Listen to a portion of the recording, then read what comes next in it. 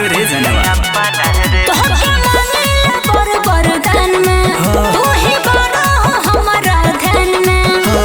ते बड़े तो और कुछ न चाहे जिंदगी कोटी फाइन रे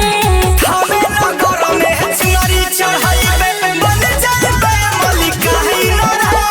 हमें नगर में चुनरी चढ़ाइबे बन जाइबे मलिकाइन रे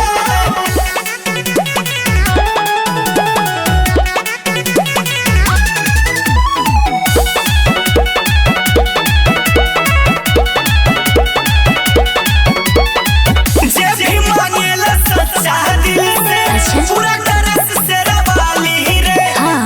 तेहू जनुआ अर्जी लगा ले जाई नहीं खाली रे अरे लगा ले ठीक बा